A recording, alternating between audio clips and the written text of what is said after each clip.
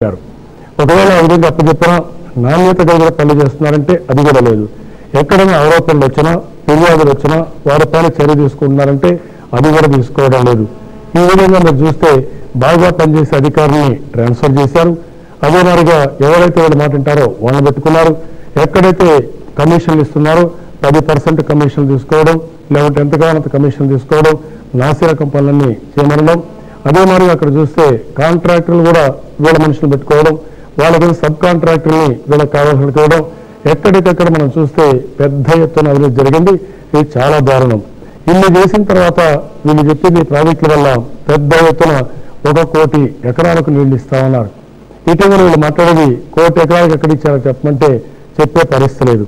వాళ్ళు ఇచ్చిన లెక్క ప్రకారం చూస్తే 2001-2002లో 15,62,000 హెక్టార్లో నీళ్లు ఇస్తే, అదే ఇటీవల కాలంలో 2005-2006లో కూడా 15,72,000 ఎకరాలకు ఇచ్చారు. అంటే 10,000 హెక్టార్లు ఎక్కువ చూపించారు. అదే మరి ఇంకో పక్కన చూస్తే 2007-2008కి ఇంకా తగ్గిపోయే పరిస్థితి వచ్చింది. ఈ రోజు కూడా మీరు పేపర్లో చూస్తున్నారు అగ్రికల్చర్ ప్రొడక్షన్ తగ్గిపోయింది. వరి ధాన్యం చూస్తే 2001-2002లో 124 లక్షల మెట్రిక్ టన్నుల ఆహార ధాన్యాలు వచ్చినాయి. ఆ తర్వాత చూస్తే ఎప్పుడూ ఆ మాత్రం రీచ్ కావడం లేదు. గడిచిన 3 సంవత్సరాలు వర్షాలు పుష్కలంగా పడ్డాయి. అన్ని రిజర్వాయర్లకు నీళ్లు వచ్చాయి. అన్ని రిజర్వాయర్లకు నీళ్లు వచ్చినా వ్యవసాయం అనుకూలంగా పనిచేయలేదు. వీళ్ళు చేసిన ప్రాజెక్టులు కలిసి రాలేదు. ఎక్కడ చూసినా ఈ ప్రాజెక్టుల పేరుతో డబ్బులు తీసుకోవడం తప్ప ఇంకోటి జరగడం లేదు. అదే మరి అగ్రికల్చర్ ప్రొడక్షన్ చూస్తే తగ్గిపోయింది. ముఖ్యంగా వరి తగ్గిపోయింది. ఎక్కడైతే కాలువలు ఉన్నాయో, కెనాల్స్ ఉన్నాయో అందులో కూడా ఆయకట్టు తగ్గిపోయే పరిస్థితి వచ్చింది.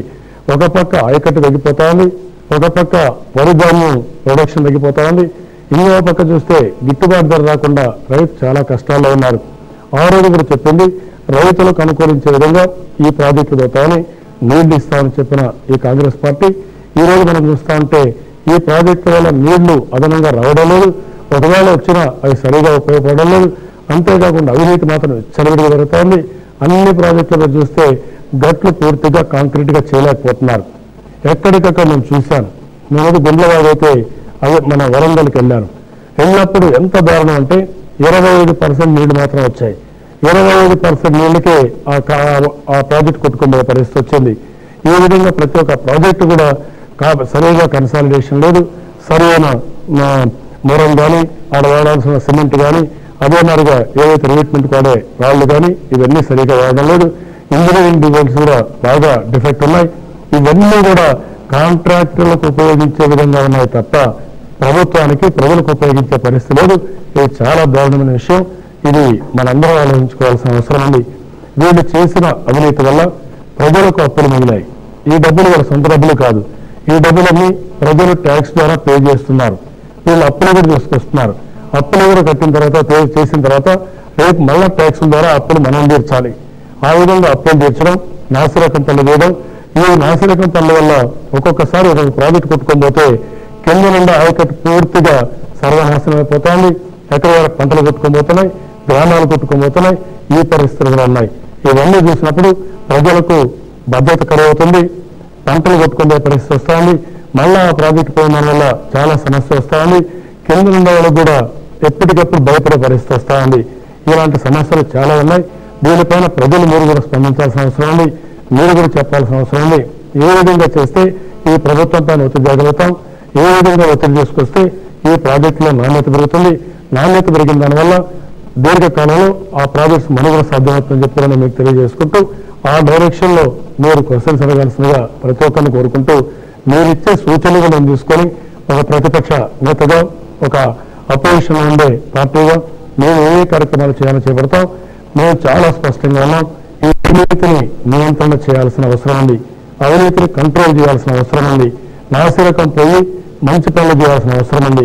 అందుకని మేము పార్టీ పరంగా కూడా ఒక జస్టిస్ని మోతీలాల్ నాయక్ గారిని, ఒక ఇంజనీర్ని, ఒక ఏసీడీ డైరెక్టర్గా, కమిషనర్, డీజీపీగా పనిచేసిన రాములు గారిని ముగ్గురితో కమిటీ వేశాం. నిజ నిర్ధారణ కమిటీ వేసి ఈ ప్రాజెక్ట్ ద్వారా పంపిస్తున్నాం. వాళ్ళు కూడా స్టడీ చేసి మాకు రిపోర్ట్లు ఇస్తున్నారు.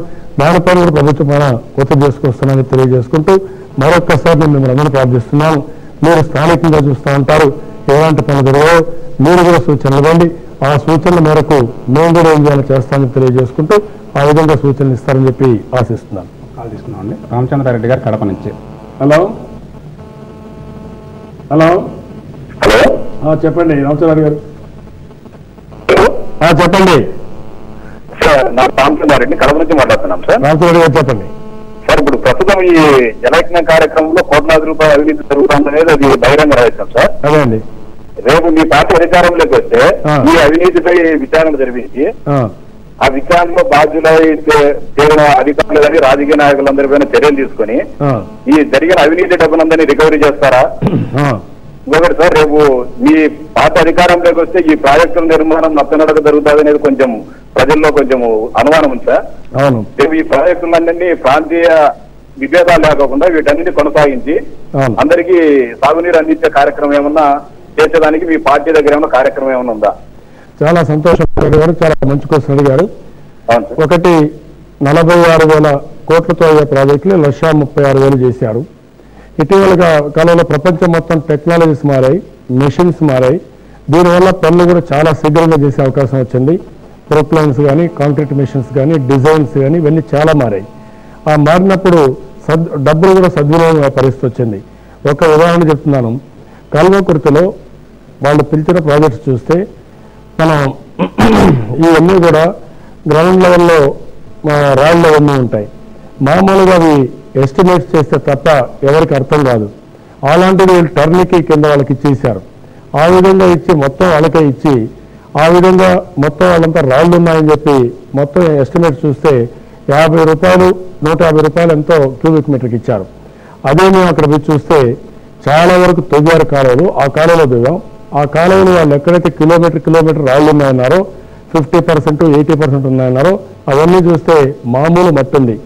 అంటే మామూలు మట్టి 30 రూపాయలకైతే అదే రాళ్ళు కానీ హార్డ్ సాయిల్ ఉంటే 150 రూపాయలు ఇస్తున్నారు. అంటే 5 times ఎక్కువ ఇచ్చారు, 5 రెట్లు ఎక్కువ ఇచ్చారు. ఈ విధంగా అన్ని ప్రాజెక్టులో కూడా ఎస్టిమేట్స్ పెంచేసి విపరీతంగా చేశారు. ఇప్పుడు ఇది మనం చెప్పడం కాదు, ఏ ప్రాజెక్టు పైన అక్కడే కనపడొస్తా ఉంది. నేను అక్కడ పోయి సర్జిపూల్ చూసాం, పంప్ హౌస్ చూసాం. 2 పక్కనే ఉన్నాయి. 2 పక్కన ఉంటే ఒకదానికి ఒక రేట్ ఇచ్చారు, ఇంకో దానికి ఒక రేట్ ఇచ్చారు. ఇది చాలా అన్యాయం. ఇలాంటి చాలా అవకతవకలు జరిగాయి. మీరు చెప్పినట్టు కాంట్రాక్టులకు ఇచ్చారు, వాళ్ళు కూడా బినామీ, వాళ్ళు సబ్ కాంట్రాక్ట్కి ఇచ్చారు. ఈ విధంగా చాలా దగ్గర పెద్ద ఎత్తున అవినీతి జరిగింది. మీరు చెప్పింది చాలా కరెక్ట్. ఏం చేయాలో మేము కూడా ఆలోచిస్తున్నాం. రేపు ఇవన్నీ తరోగా ఎంక్వైరీ చేసి ఎవరైతే ఇవన్నీ చేస్తున్నారో మేము విక్టిమైజేషన్ కింద కాకుండా దీంట్లో వాస్తవాలు ఎస్టాబ్లిష్ చేసి ప్రజాధనాన్ని కాపాడడానికి ఏమేం చేయాలో అవి చేయడానికి పార్టీ సిద్ధంగా ఉంది. ఆ విధంగా ఆలోచిస్తామని కూడా నేను మీకు తెలియజేస్తున్నాను. రెండవ క్వశ్చన్ మీరు చెప్పింది చాలా కరెక్ట్. అది ప్రాజెక్ట్స్ పూర్తి చేసుకోవాల్సిన అవసరం ఉంది. తెలుగుదేశం పార్టీ ఈ ప్రాజెక్ట్స్ అన్ని రావాలని కోరుకుంటున్నాం. తప్పకుండా అవి పూర్తి చేస్తాం. అదే విధంగా పూర్తి చేయాలని కూడా ఒక ప్రణాళిక తయారు చేసుకుంటాం. ఆ విధంగా పూర్తి చేయడం కోసం అన్ని విధాల ప్రయత్నం చేస్తాం తప్ప ఏమాత్రం కూడా సాగునీటి ప్రాజెక్టులపైన నిర్లక్ష్యం వహించమని చెప్పి కూడా నేను మీకు తెలియజేసుకుంటూ ఈ 2 విషయాలు కూడా ఏ విధంగా చేయాలో పార్టీలో కూడా చర్చిస్తున్నాం, ఎక్స్పర్ట్స్తో కూడా చర్చిస్తాం. చర్చించి తగిన ప్రణాళిక తయారు చేసుకొని ముందుకు పోతామని చెప్పి కూడా నేను మీకు తెలియజేస్తున్నాను. ఒక మంచి క్వశ్చన్ అడిగారు. దీనికి మీకు మనస్ఫూర్తిగా అభినందనలు.